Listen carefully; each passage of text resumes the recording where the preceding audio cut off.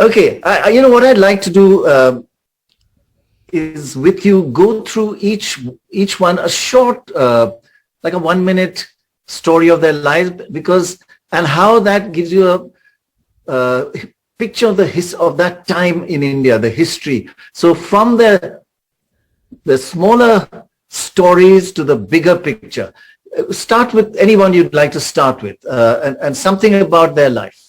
So I'll start chronologically with Annie Besant because she comes first.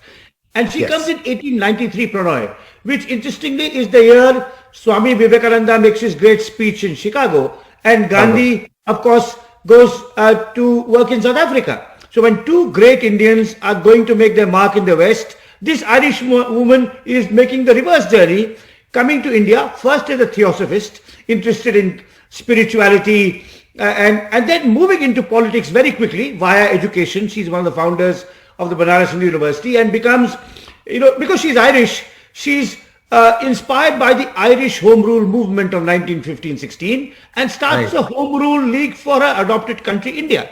And, she's brilliant, a fabulous orator, combative, attracts disciples, but also repulses some people, and later is overshadowed by Gandhi in the freedom struggle, which she takes very badly. Like many people who are once successful, and then somebody else comes and steals their thunder, so to say. She took that very badly, being eclipsed, and dies a rather lonely figure in Madras.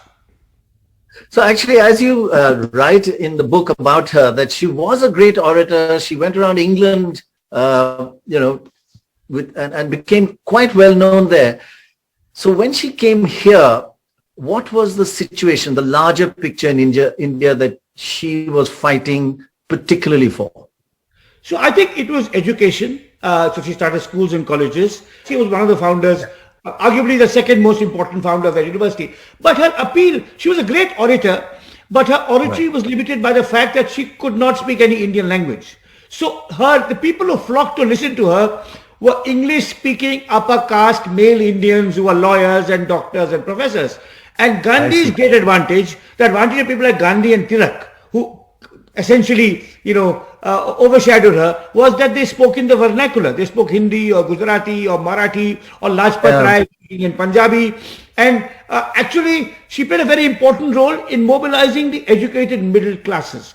But she could not penetrate more deeply in the social structure, because essentially, however Indian she could be in spirit and in mentality, her language was still English. And that's of course a very contemporary question today. Are Indians who speak English, truly Indians? I mean, that's something which is often raised today as well.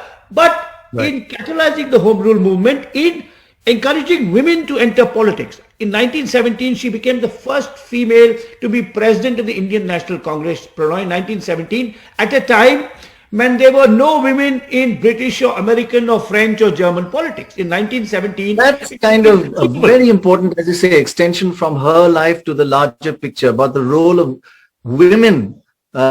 She really galvanized that to some extent, right? But it inspired people. So people who came after her, like Kamala Devi Chattopadhyay, Sarojini Naidu, thought that women can play a part in public life. They're not just homemakers and mothers. They can reshape society. So I think she was in that sense an inspiration.